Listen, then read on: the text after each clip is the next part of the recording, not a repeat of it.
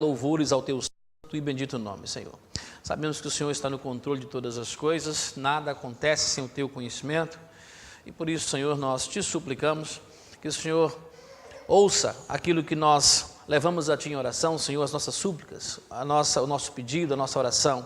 Nesse instante, Pai, levamos ao teu trono a necessidade, ó Pai, destas pessoas vítimas desses atentados, ó Pai, na Suécia, também no Egito, Senhor, cristãos que estão sendo atacados, na igreja cópita do Egito. O Senhor tem misericórdia, Senhor, e permita que os teus servos continuem cada vez mais firmes na fé, Senhor, que estes atentados, Senhor, na realidade possam fortalecer ainda mais a nossa fé e entendermos, Pai, que estamos numa batalha espiritual extraordinária e que precisamos confiar cada vez mais na Tua palavra, Senhor. Por isso nós te suplicamos, conforta os familiares, ó Pai, que perderam entes queridos nesses conflitos, e que eles possam, Senhor, tirar alguma lição proveitosa, Senhor, dessa situação. Que o Teu conforto, a Tua graça e a Tua misericórdia esteja com cada um deles, e prepara-nos também, Senhor, salientando nas nossas mentes, em nossos corações, a nossa responsabilidade de participar em oração, de participar, Senhor, pelo menos tendo conhecimento daquilo que se acontece no mundo, na Tua igreja. Nós te oramos assim agradecidos, em nome do Senhor Jesus Cristo. Amém, Pai.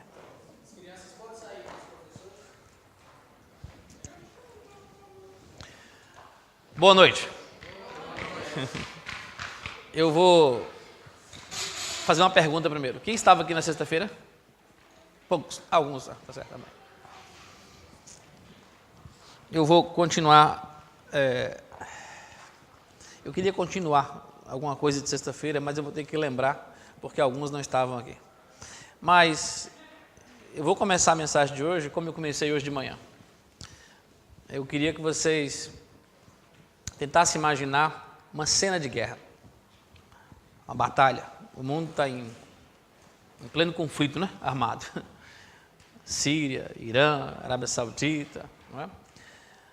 Egito. Então, tenta imaginar um campo de batalha.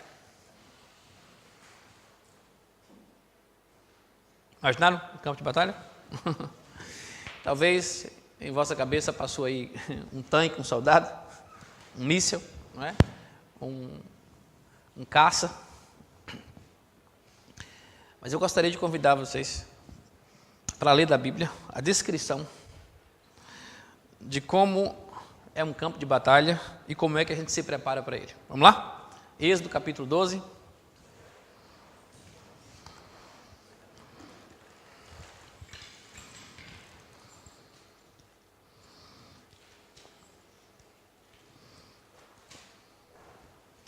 A partir do verso 1, vamos ver como é que Deus instrui Moisés e o povo judeu a se preparar para a batalha.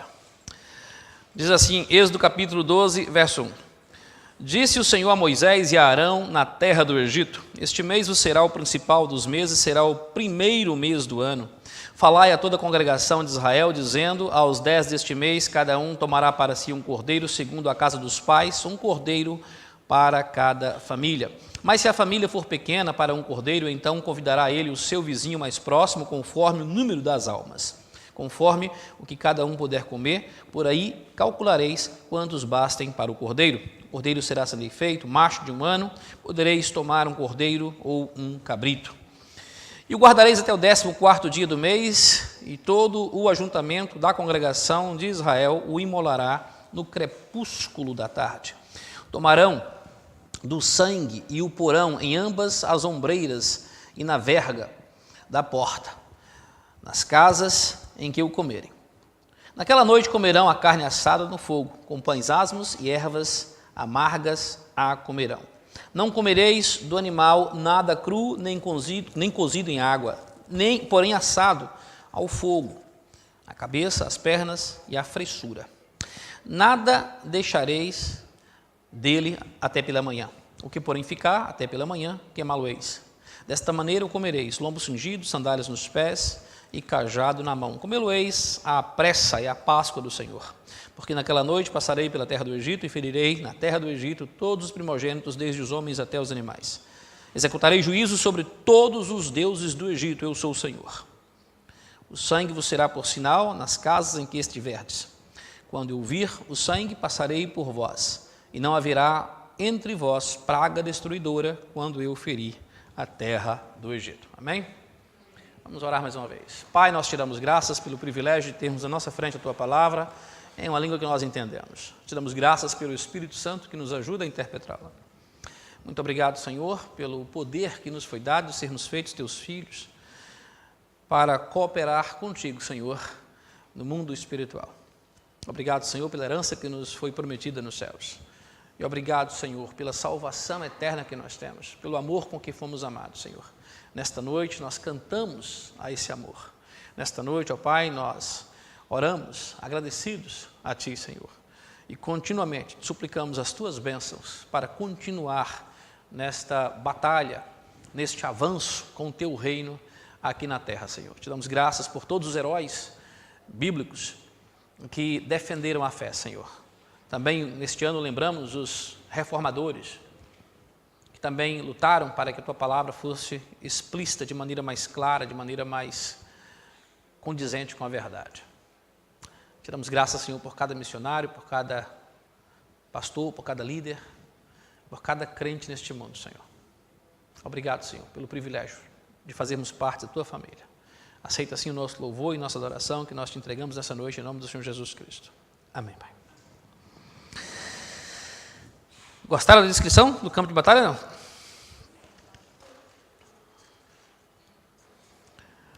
Então, você vai para a guerra e Deus diz, vamos fazer um churrasco. Interessante, né? Como Deus age. Mas para quem estava aqui sexta-feira, eu falei bastante sobre a Páscoa, né? Eu falei que a Páscoa, ela... Vamos ver se vocês aprenderam, né? Qual é o mês que celebra a Páscoa no calendário bíblico? O mês de Abib, né? Também chamado de Nissan. Né? E que dia do mês? 14º dia do mês de Abib, né? É que se celebra a Páscoa, né? E qual é o animal que é imolado? Um cordeiro ou um cabrito, né? E esse cordeiro, qual a idade dele? 1 ano, né? É macho ou fêmea? Muito bem. E que dia que a pessoa tem que pegar o cordeiro e levar para casa? Que dia do mês? Tem que levar para casa? Dia 10, né? Tem que ficar ali com o cordeiro pelo menos 4 dias, para quê? Ah, tá aprendendo, hein? Isso não tem defeito. Daqui a pouco vocês vão dar aula de Páscoa. Estão aprendendo, que bom, maravilha, né? E como é que se deve comer o cordeiro? Cozido, assado? Assado, nem cru nem cozido, né? Assado, muito bem. Acompanhado com o quê? Com vinagre, salsinha, não? Hã? 2 coisas. Pão sem fermento e ervas amargas. Muito bem, é assim, queridos. O que mais? E come lá de fora da casa, assim, no jardim? Lá de dentro. Faz o que com sangue? Passa na porta. E quando você parte assim nas portas, nos 2 lados, em cima, que sinal que você faz? Da cruz? O sinal da cruz, né? Para que servia aquele sinal? O anjo da morte, quando ele vinha matar os primogênitos, ele via aquele sangue e ele raciocinava, né? Aqui já houve morte, já houve sacrifício, eu vou passar por cima, não é? Então, por isso que vem a palavra Páscoa, não é? Em hebraico é Pessah. Os ingleses traduziram como Passover, que é passar por cima, e nós, brasileiros, herdamos a palavra grega, Pasca, e nós ficamos com Páscoa. Muito bem. Algumas pessoas não poderiam participar da Páscoa, como os estrangeiros, né? Em Êxodo capítulo 12, versos 43 e 45. Né? Escravos e estrangeiros poderiam participar se eles se circuncidassem, quer dizer, se eles fizessem parte de Israel por meio da conversão. De outra maneira, não podia. O que acontecia com os ossos do cordeiro? Não podiam ser quebrados. Muito bem, né? E se sobrasse comida, fazia o que com ela? Parabéns, nota 10 para vocês. Maravilha, então eu posso continuar. Então, se entender até aí, está mais fácil da gente continuar. Irmãos, o que nós lemos em Êxodo capítulo 12, versos 12 e 13, é algo muito, muito, muito interessante. Não é? Nós lemos neste verso o seguinte: porque naquela noite passarei pela terra do Egito e ferirei na terra do Egito todos os primogênitos, desde os homens até os animais, e executarei juízo sobre todos os deuses do Egito, eu sou o Senhor. Esta afirmação também nós a encontramos em Números, capítulo 33, versos 2 e 4, onde lemos o seguinte: escreveu Moisés as suas saídas, caminhada após caminhada, conforme o mandado do Senhor, e são estas as suas caminhadas segundo as suas saídas. Eu estou lendo Números 33, verso 3 agora. Partiram, pois, de Ramsés no 15º dia do primeiro mês. No dia seguinte ao da Páscoa saíram os filhos de Israel corajosamente aos olhos de todos os egípcios, enquanto estes sepultavam todos os seus primogênitos, a quem o Senhor havia ferido entre eles.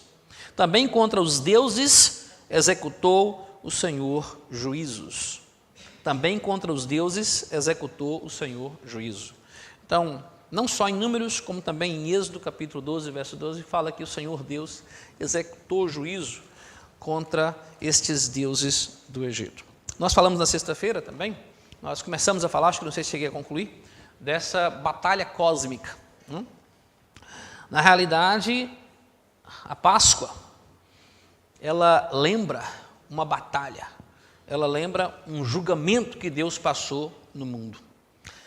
E também celebra um grande livramento.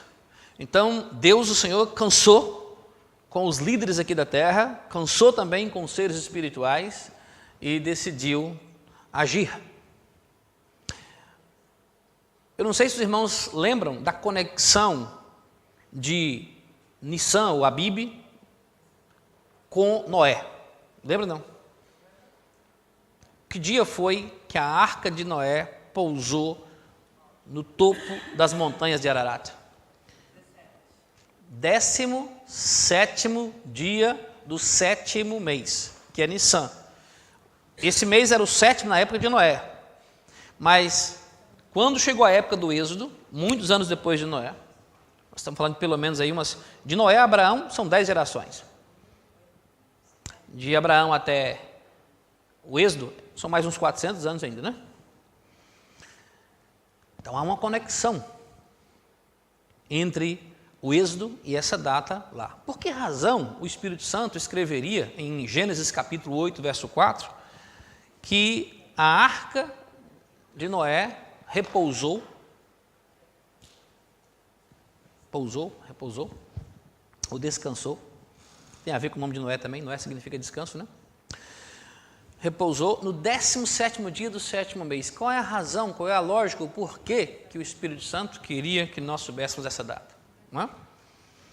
É justamente porque Deus passou julgamento no mundo, Deus julgou o mundo, Deus matou todas as pessoas da face da terra, e Deus poupou apenas Noé e sua família. E quando essa arca pousou no 17º dia, ali foi um recomeço, foi uma segunda chance que Deus deu à humanidade.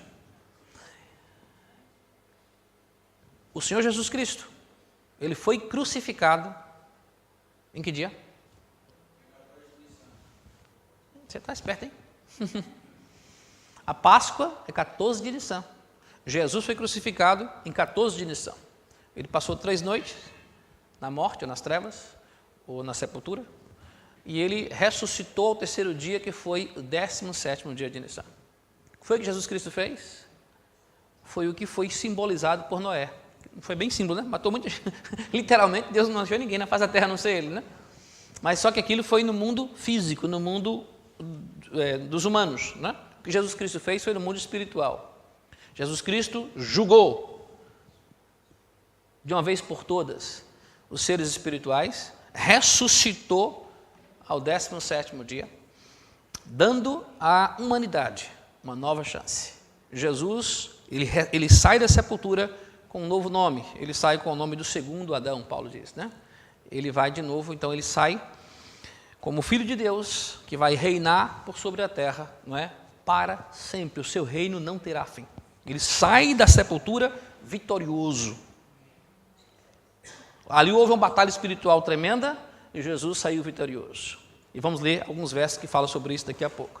Então, que a arca de Noé pousando no 17º dia na montanha de Ararat, ela simboliza justamente a nova criação de Deus. É como se Noé, sem falar uma palavra, a arca, sem falar uma palavra, estivesse profetizando para nós. Olha, presta atenção nesse dia, porque algo extraordinário vai acontecer. Deus vai julgar o mundo de uma maneira final e absoluta. Como tem um cartaz lá fora, né? Lá fora tem um cartaz em inglês, Jesus na cruz, escrito assim, once for all. De uma vez por todas. Então a história de Noé é apenas uma sombra de uma realidade que iria acontecer de uma vez por todas. Várias gerações depois, Deus então chama Moisés e fala, Moisés, algo extraordinário vai acontecer esse mês. Não é? É o 7º mês, mas a partir de agora vai ser o 1º mês. E uma batalha extraordinária vai acontecer. E ela vai exceder o nível humano. Ela vai ao nível espiritual. Porque nesse mês, Moisés, não é? Eu vou julgar não só homens, mas também seres espirituais, os deuses do Egito. Faraó, ele se achava Deus na terra.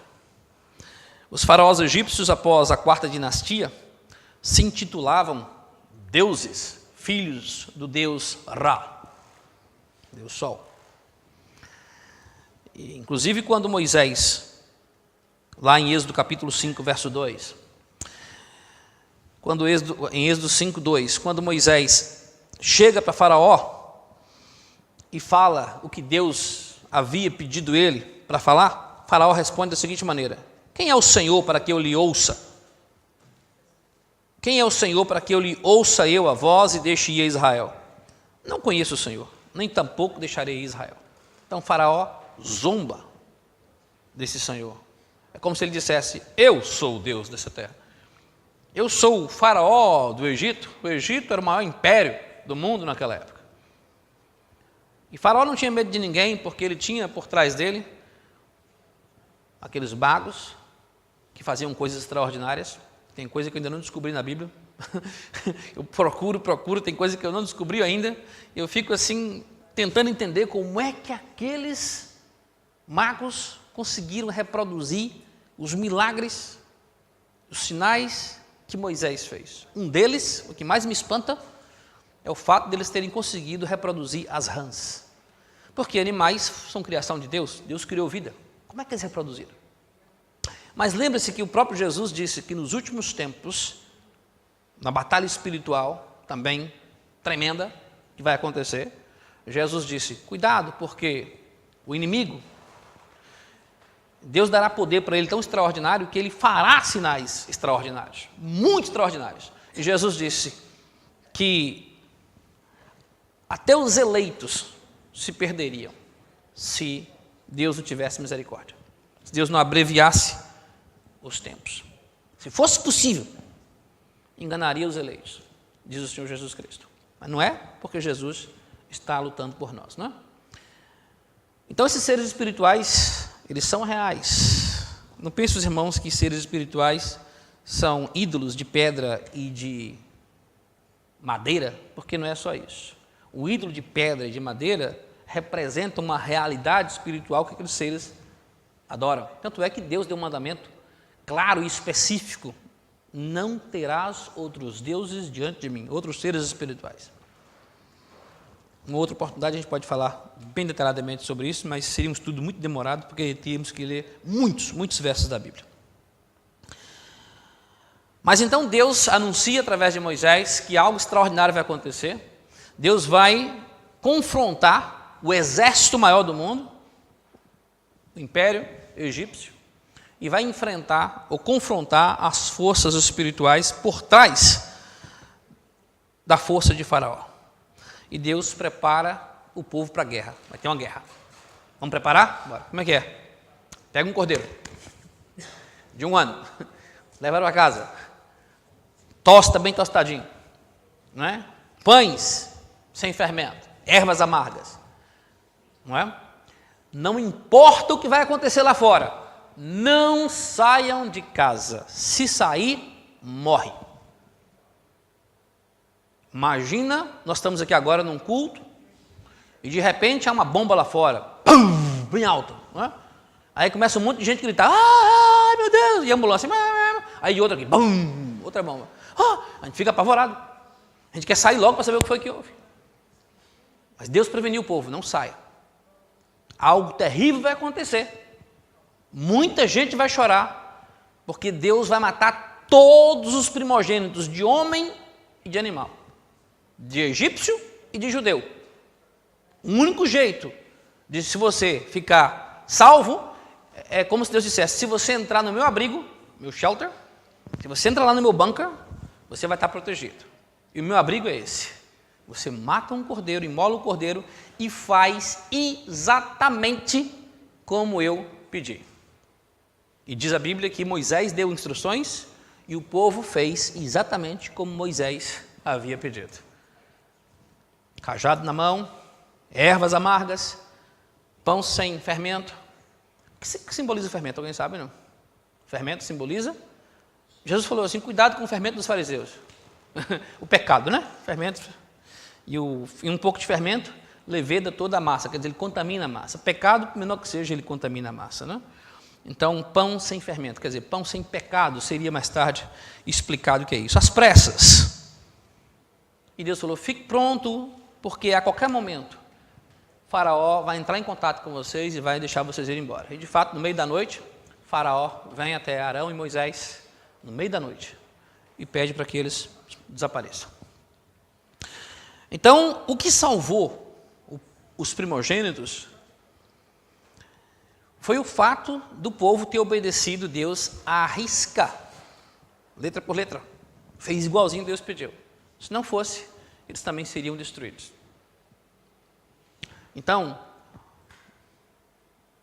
o anjo da morte, ao passar nas casas e ver o sangue na porta, como eu disse, ele raciocinou dessa maneira, que houve ali sacrifício e que o povo foi obediente, o povo está protegido, fez como Deus pediu, não vai haver então morte naquela casa.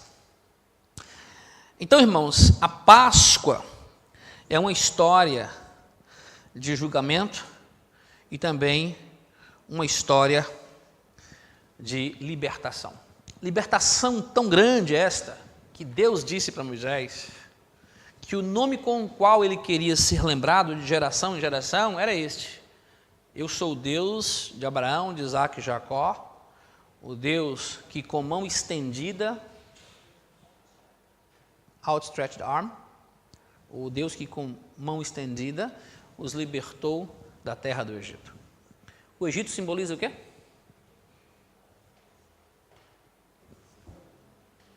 O mundo. O Egito simboliza essa força do mundo. Toda essa força do mundo que vocês veem, todas essas nações juntas, todas as nações do mundo, estava ali simbolizada no Egito. Ela era a mais forte de todas.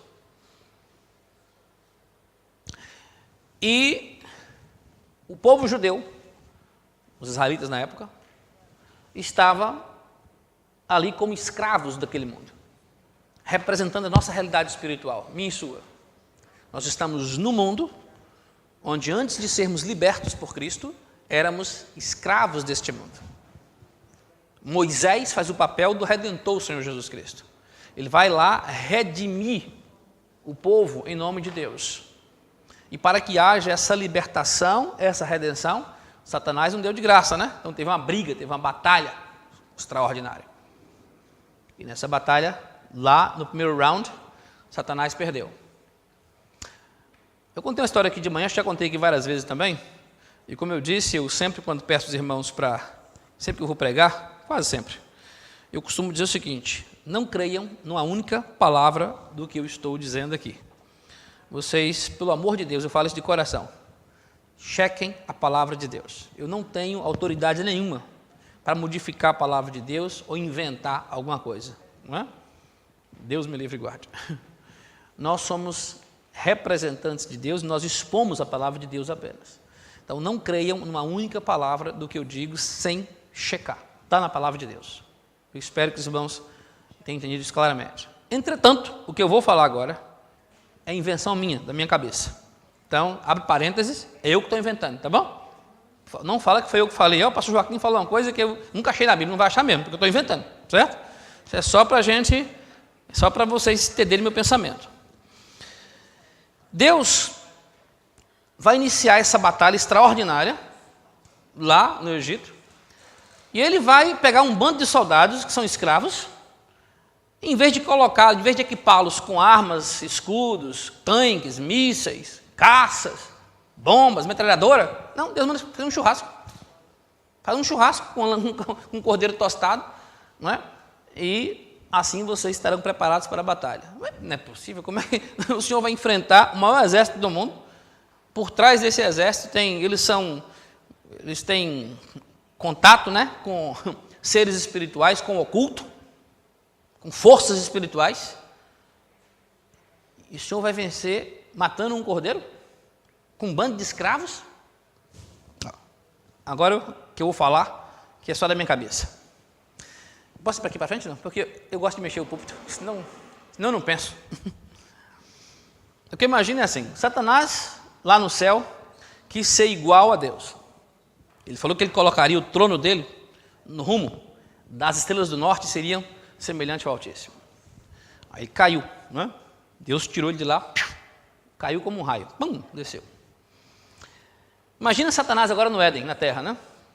Lá em Ezequiel fala que ele estava no local que tinha pedras preciosas. Conhece essa passagem? Que ele fala que ele era cercado de pedras preciosas de todo tipo. Agora imagina Deus tendo conversa com Satanás. Eu inventando, hein? Em minha cabeça, pelo amor de Deus.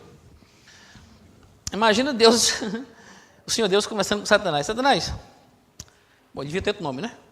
Satã significa, Satã não é o nome, Satã significa o opositor. Não sabemos nem sequer se Satã é o mesmo ser espiritual do jardim. O ser espiritual tinha uma forma de serpente. Aí Deus chama vamos chamar ele de Satanás, para uma conversa, né? É como se Deus perguntasse assim, daqui do jardim, qual é a pedra que tem menos valor? Qual é a coisa menor que tem aqui nesse jardim? Aí talvez ele apontou, né? O que tem menos valor é isso aqui. Aí Deus deve ter corrigido ele, falou assim, não, calma lá. A coisa que tem menos valor aqui no jardim é a lama, é o chão que você pisa em cima. Isso aqui não vale nada, é lama. Presta atenção, Satanás. Aí Deus vai lá e pega essa lama, molda, faz um homem e sopra nesse homem o fôlego da vida. Você quer ser igual a mim, Satanás? Ser Deus é isso. Eu pego uma coisa que não é nada e faço ela a minha semelhança. E não só isso. A semente desse homem, dessa mulher, no caso a promessa foi feita para a mulher, né? Mas a semente, quando eu falo homem, porque Adão não era... A palavra Adão não é um nome, é a raça, é o gênero, não é humano, né? Então Deus diz para Satanás, da semente desse ser humano, vai nascer um que vai esmagar a cabeça da tua semente. Vai ter uma batalha, vocês dois. E essa lama, esse lodo, esse barro, esse pó, vai brigar contigo e vai ganhar. Ah, não é possível. Satanás, isso é que é ser Deus. Não tem como você se comparar a mim. Porque eu pego a coisa que não é e faço ela alguma coisa. Não é isso que Paulo explica? Deus pega as coisas que não são, ou usa as coisas que não são, para envergonhar as que são. Fecha parênteses, está aí minha ideia, tá bom? Isso não está na Bíblia, não. Isso é eu que inventei. É só para eu entender melhor essa luta espiritual. Às vezes, quando nós falamos de céu, nós imaginamos que o céu, onde Deus habita, é assim, que tudo lá é maravilhoso e perfeito. Mas nós lemos na Bíblia que houve rebelião no céu. O céu foi criado por Deus. A palavra de Deus começa bem assim, no princípio criou Deus os céus e a terra.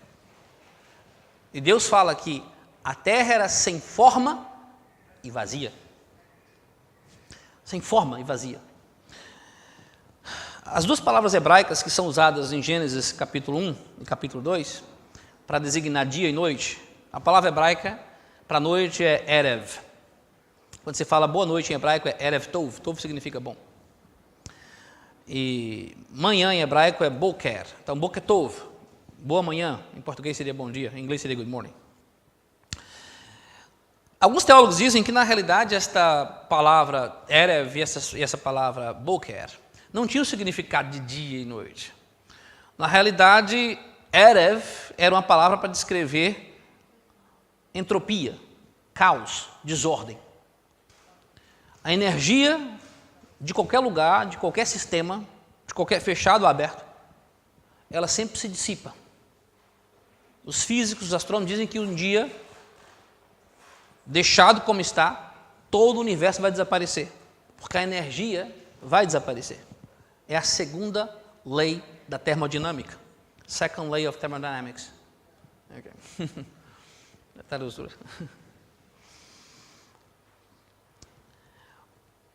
Para que uma coisa que está em um estado de entropia, quer dizer, entropia significa a desordem ou a falta de informação. Você precisa fazer uma intervenção no local para que haja ordem. Vou dar um exemplo. Se todos saírem dessa igreja, todo mundo sair dessa igreja aqui, fechar as portas e deixar essa igreja fechada 20, 30 anos, acontece o quê? Está limpinha? Quando você volta aqui, arrumadinho? Está mais novo? O púlpito está mais novo o chão? Não, pelo contrário, né? A entropia toma conta e vai destruindo. Então, para que você restaure e renove, você tem que fazer uma intervenção, entrar com renovo, com restauração. Então, a Bíblia fala que a terra era sem forma e vazia.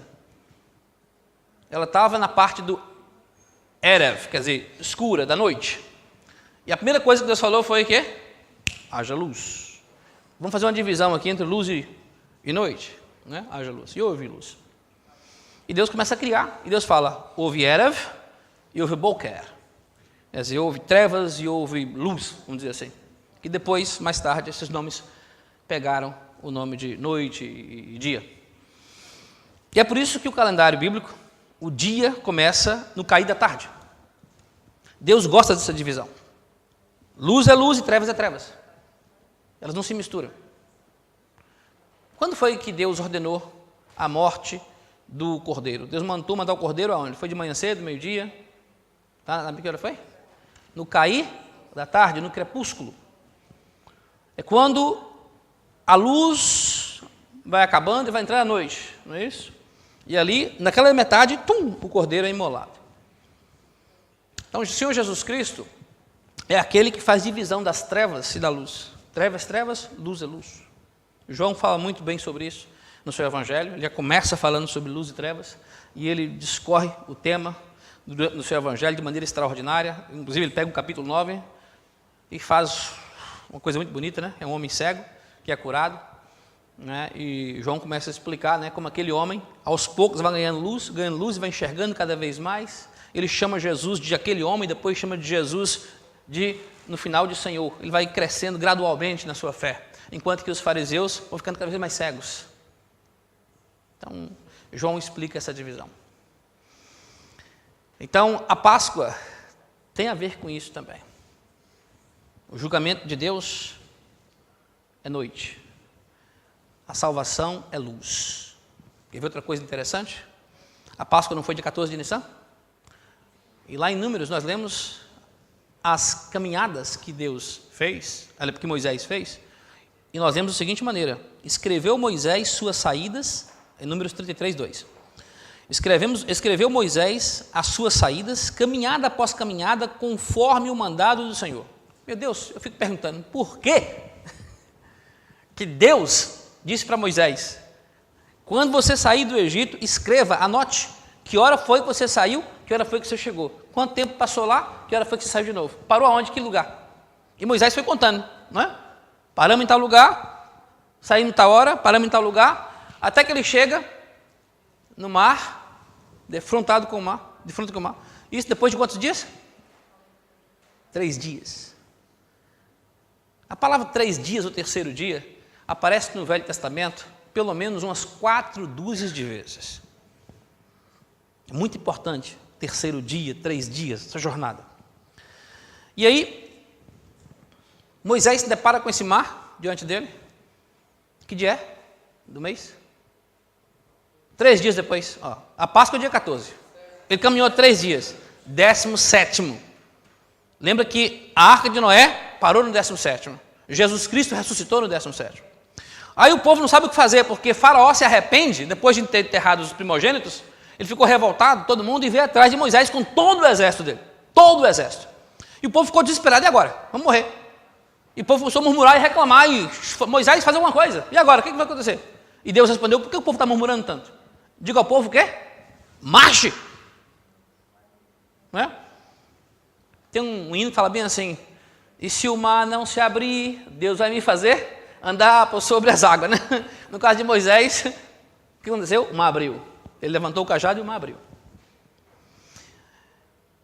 O que foi que o Senhor fez para segurar o exército egípcio? Apareceu uma nuvem muito grande, não é?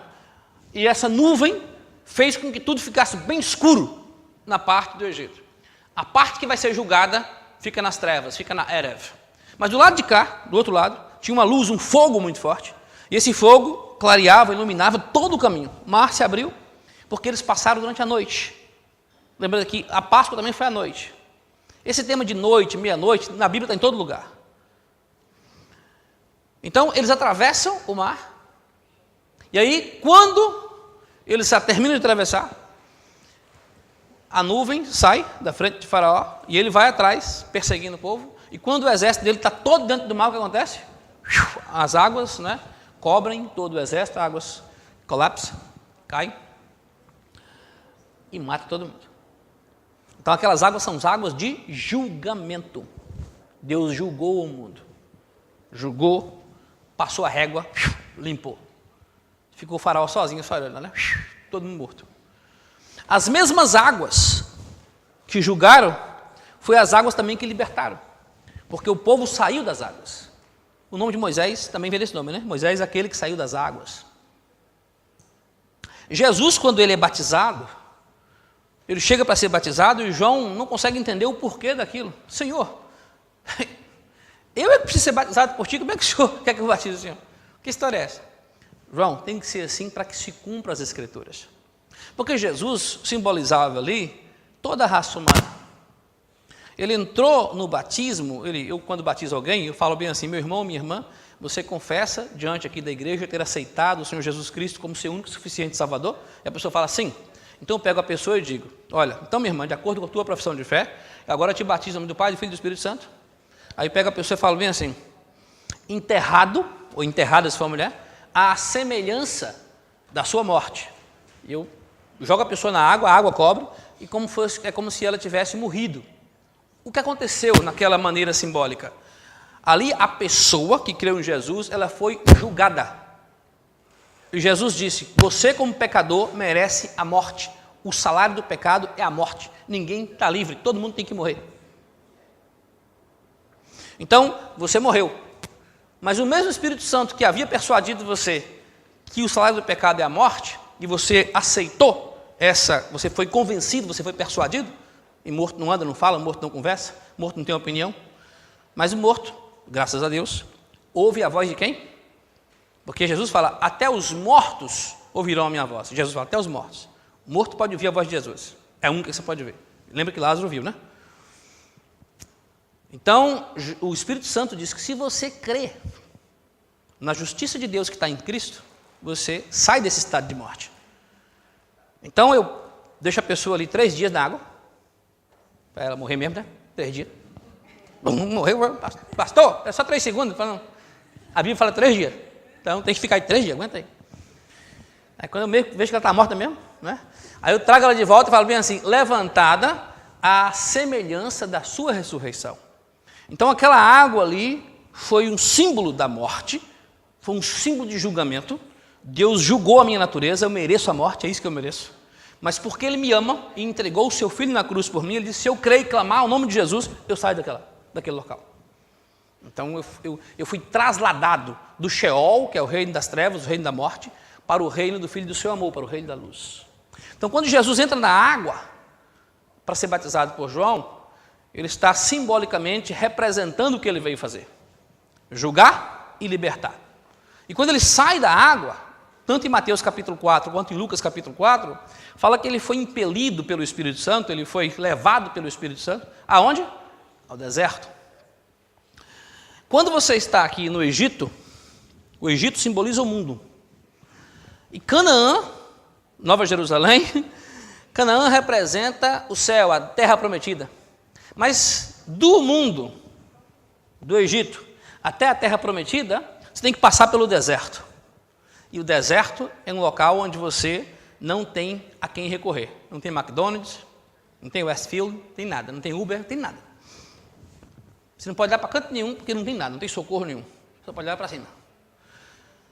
E o deserto na Bíblia é a terra ou a região dos demônios. É lá que eles moram. Então, para sair do mundo e ir para Canaã, não é só suficiente você, como escravo, se livrar de um poder que é muito maior do que você. Você precisa da ajuda de Deus. Mas, além disso, você precisa de Deus guiando você nesse caminho que é extremamente perigoso. Se você não obedecer a Deus rigorosamente, como Ele instruiu, você vai sofrer um bocado. Então, Jesus vai para o deserto, e ele é tentado no deserto do mesmo jeito que o povo foi tentado. Só que Deus havia dito ao povo para não murmurar, para não reclamar. E Jesus foi tentado. E Satanás, sabendo que Jesus veio reclamar o reino, ele fez uma proposta para ele. Bem diplomática, né? Olha, não vamos brigar. Você quer o reino? Eu lhe dou. Ele mostra assim todas as nações, ele mostra as nações do mundo e toda a glória das nações, fala, eu te dou tudo isso se você de joelho me adorar. E Jesus disse, afasta de mim, Satanás, porque está escrito, não é? Somente ao Senhor Deus darás culto, né? Somente a Deus adorarás. Se tu és o Filho de Deus, de todos os títulos que Satanás poderia usar de Jesus Cristo, são muitos títulos, ele usou esse. Se você é o Filho de Deus, transforma essa pedra em pão. E Jesus disse,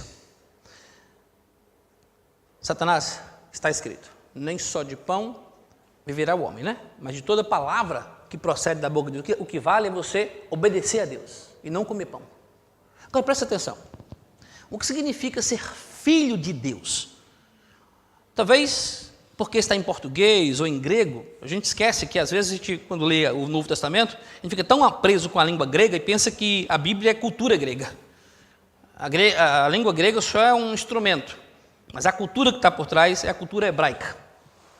E no Velho Testamento, quando aparece a palavra Filho de Deus, Benei Elohim, Benei Ha-Elohim, Rabenei Ha-Elohim, se refere a uma criação espiritual de Deus. Filho de Deus é uma criação direta de Deus. Deus criou diretamente. Adão, por exemplo, era um Benei Elohim, ele era filho de Deus, como diz Lucas na sua genealogia. Adão era filho de Deus. Mas em Gênesis 5:3, fala que Adão gerou um filho, mas esse filho foi gerado à sua semelhança, a semelhança de Adão. Aí Jesus vem então e nos explica o que é o Evangelho. E na Páscoa, que foi dramatizada inúmeras vezes no Velho Testamento, inúmeras, não foi só Noé, não foi só com Moisés. A história de Ruth fala de uma maneira extraordinária.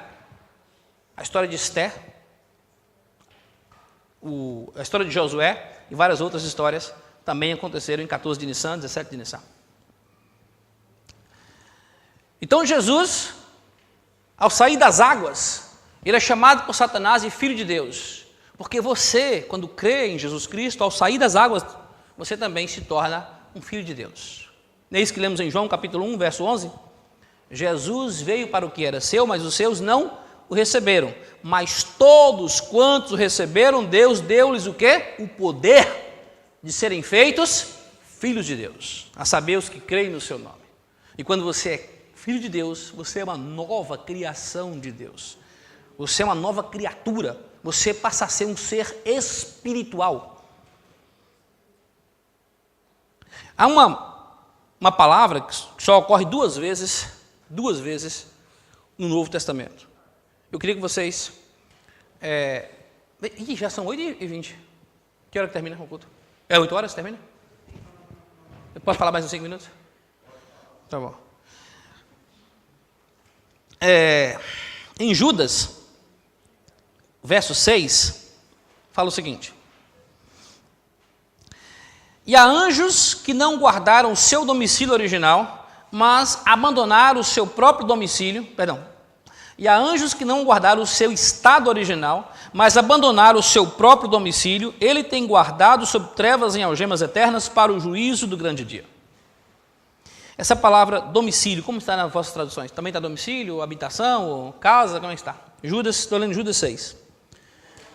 E há anjos que não guardaram o seu estado original, mas abandonaram o seu próprio morada, domicílio. Muito bem. Essa palavra é a mesma encontrada em 2 Coríntios 5:2 e só ocorre nesses dois lugares. Só ocorre em Judas e só ocorre aqui. A palavra grega é oikoterion. Vem de oikos, casa, habitação. Oikoterion. Vamos ver como é que Paulo usa essa palavra. E por isso, neste tabernáculo gememos, aspirando por sermos revestidos da nossa habitação celestial, se todavia formos encontrados vestidos e não nus. Tabernáculo. Alguém sabe o que é tabernáculo? Tem uma festa em Israel chamada Festa dos Tabernáculos. Em hebraico a palavra tabernáculo é sukkah, e o plural é sukkot. O que é um sukkah? 2 Coríntios 5:2. Eu vou esperar você ler então. Desculpa, Paulo.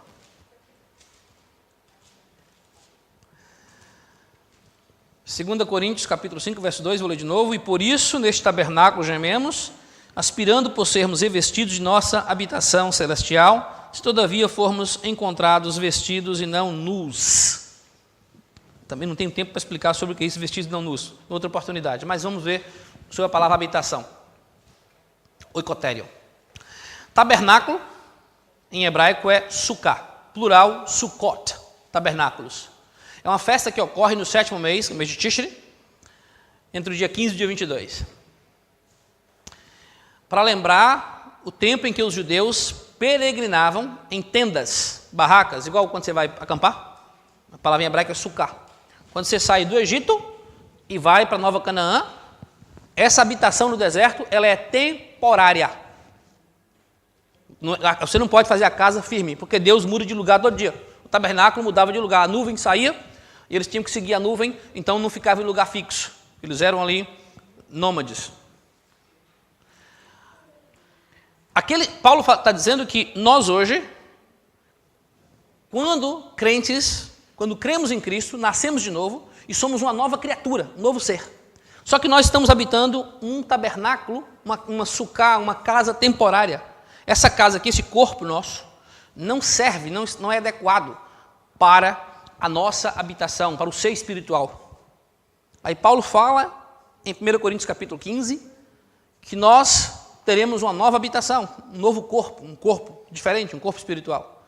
E ele fala aqui, em 2 Coríntios 5:2, que vamos sair desse sukkah, desse tabernáculo, e vamos entrar num outro corpo, um oikoterion espiritual.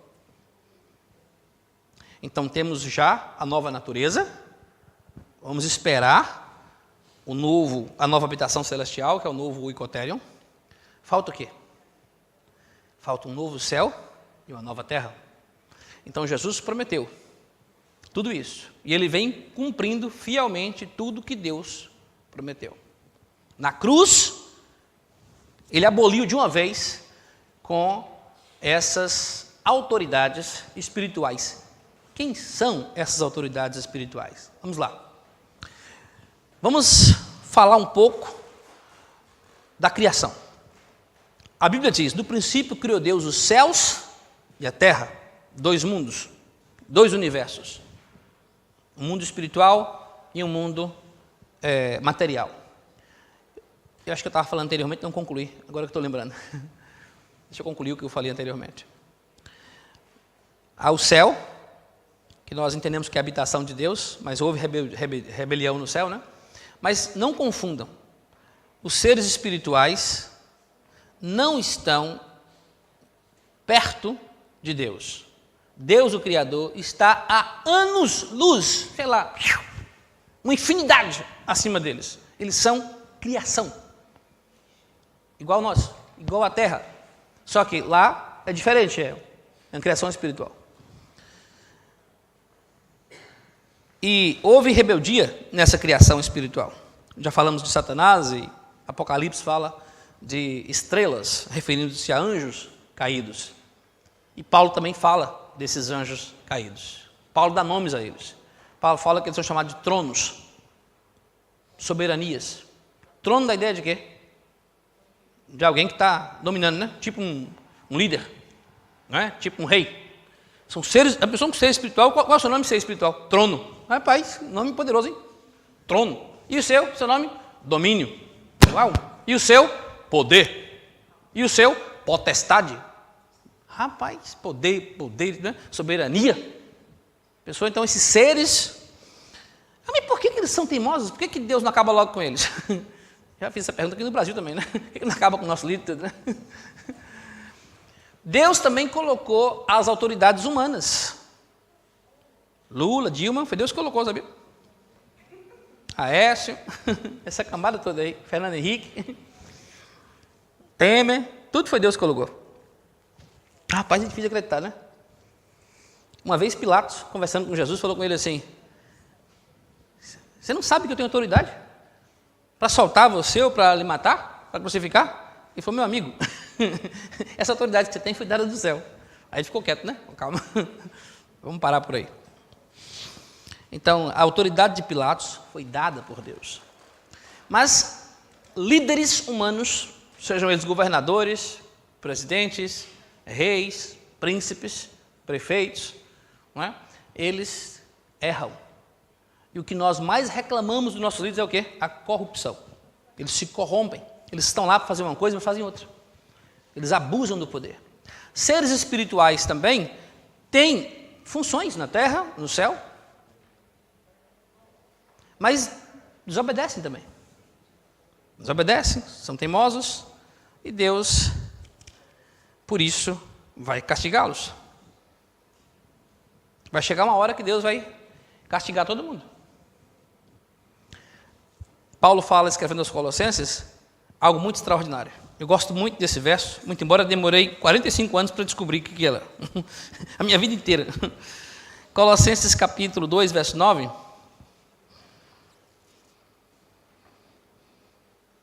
Diz assim: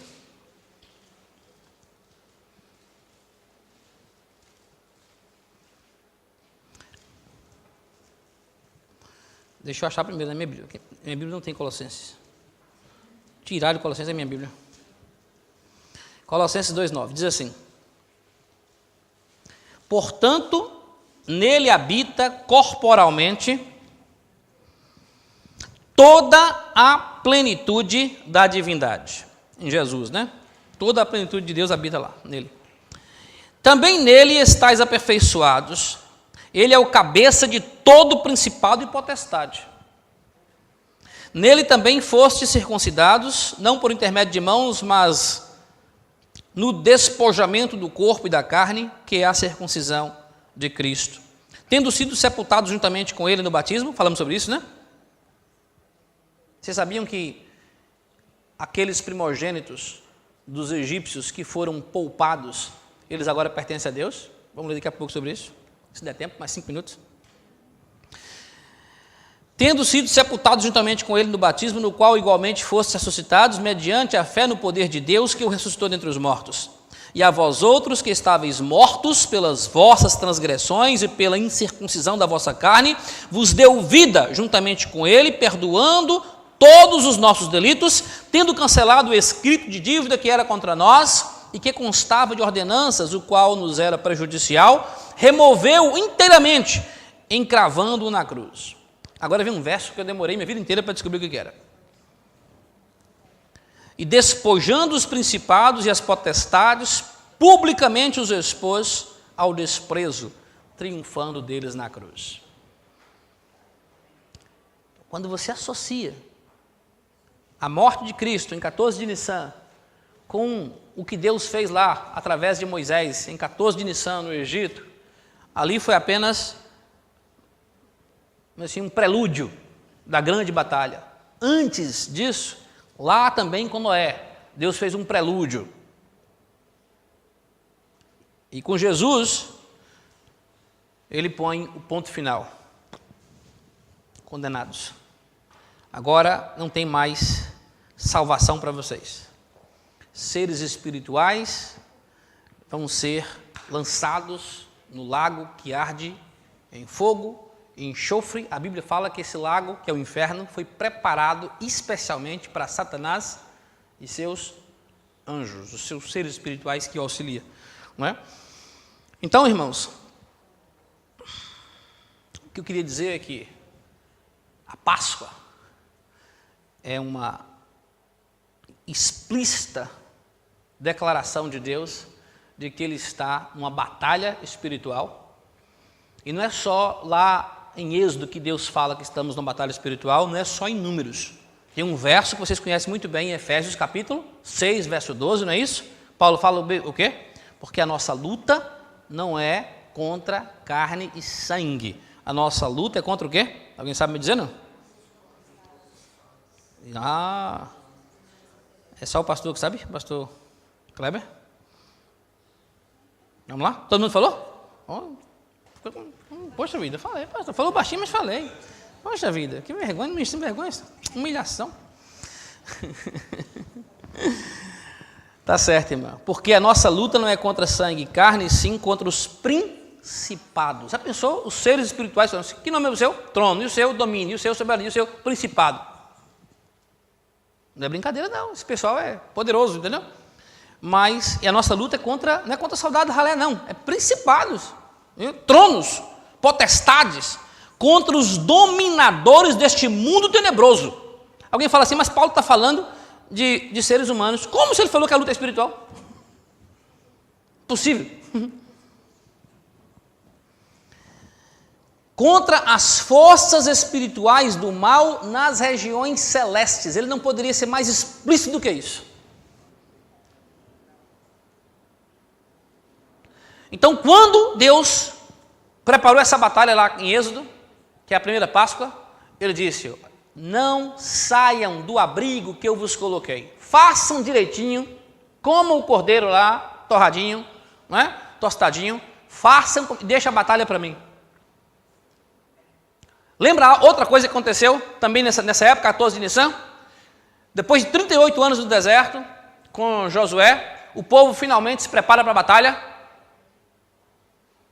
E quando vai chegando o dia da batalha, sabe o que Josué faz com os homens? Ninguém sabe, não? Como é que ele prepara os homens para a batalha? Ninguém lembra, não? Ele dá espada para eles, escudo? Não. Ele faz a circuncisão. Sabe que um homem, quando é circuncidado, ainda mais adulto, tem que esperar uns 30 dias para pegar qualquer força, qualquer peso. Não é? Complicado. Vamos entrar na batalha circuncidado? Porque é uma batalha espiritual. Aí, Josué celebra a Páscoa. Quando ele celebra a Páscoa, há muito tempo a Páscoa não era celebrada, na realidade a Páscoa, muitas poucas vezes é mencionado na Bíblia que a Páscoa era celebrada. Eles deviam celebrar todo ano, mas raramente isso acontecia. Aí Josué vai celebrar a Páscoa. E 3 dias depois, quando ele vai entrar na terra prometida, quem ele vê? Um homem com uma espada fora da bainha, uma espada nua, a naked sword. E ele pergunta a esse homem, quem é você? Você é um dos nossos adversários? Você é contra nós? E o anjo responde, não, Josué, eu sou o capitão do exército do Senhor. É como se ele dissesse, Josué, você não tem ideia que batalha é essa. Essa terra está cheia de demônio, de ser espiritual. Se imaginar de ruim nesse mundo está aqui nessa terra. Porque Satanás ouviu a promessa de Deus a Abraão e preparou uma batalha extraordinária. Aí como se Jesus dissesse, fica atrás de mim e deixa que eu luto, tá bom? E Jesus foi à frente dele. Por isso nós chamamos que nosso general é Cristo. Ele vai adiante de nós, não é? Ele luta por nós. Ele é o nosso general. Isso ocorreu no dia 17 de Nissan. E há vários outros exemplos na Bíblia, dia 17 de Nissan, que simbolizam essa vitória espiritual. Então, por isso que Paulo fala, se você quer realmente entrar na batalha espiritual, e você entendeu, vamos lá, quais são as armas? Míssil, tanque? Não. Efésios 6,13 fala o seguinte, Efésios 6,13, Paulo. Portanto, tomai toda a armadura de Deus para que possais resistir no dia mau e depois de ter desvencido tudo, permanecei inabaláveis. Estai, pois, firmes, cingindo-vos com a verdade e vestindo-vos da couraça da justiça, calçai os pés com a preparação do evangelho da paz, embraçando sempre o escudo da fé, com o qual podeis apagar todos os dardos inflamados do maligno.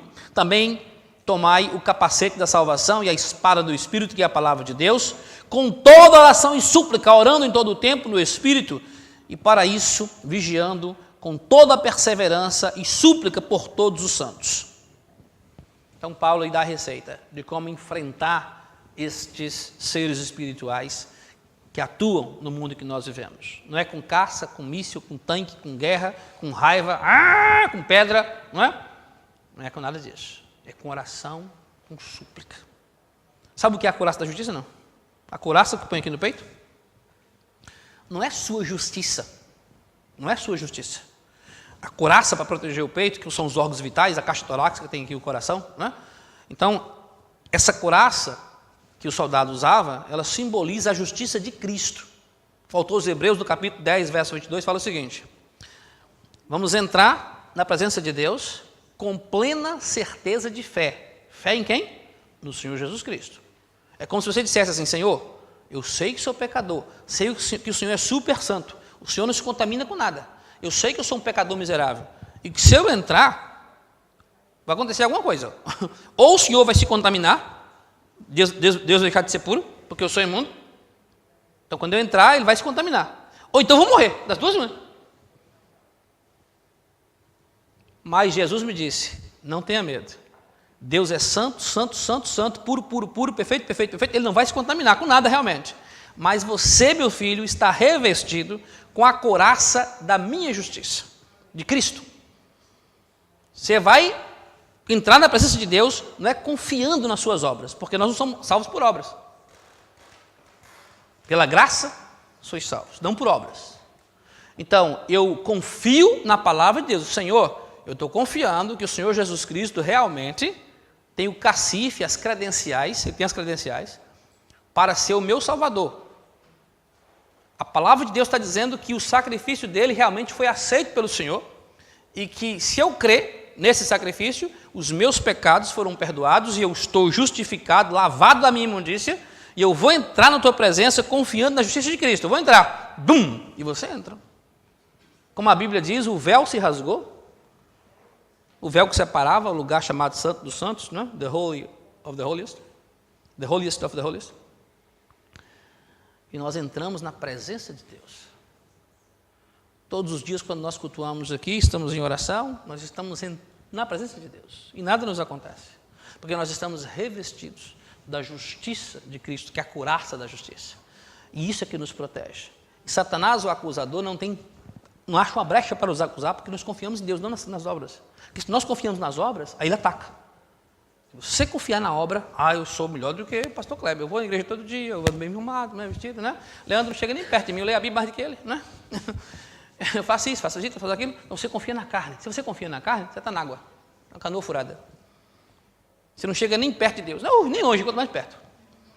Mas se você humildemente reconhecer que você merece a morte, mas você confia no trabalho de Cristo, isso nele apenas, por isso que eu pergunto, quando eu vou batizar alguém, eu pergunto: meu irmão, minha irmã, você aceita o Senhor Jesus Cristo como seu único, não tem outro, suficiente, não precisa mais nada, Salvador? A pessoa responde sim, então eu batizo, mediante essa confissão de fé. Então, irmãos, a Páscoa, mais uma vez, eu acho que deve ser o evento mais celebrado pelos cristãos. Temos que constantemente lembrar dessa batalha espiritual que Jesus venceu por nós, para que tivéssemos o poder de sermos feitos filhos de Deus, a saber os que creem no seu nome. Amém? Deus os abençoe. Obrigado pela paciência que me ouviram. Falei muito.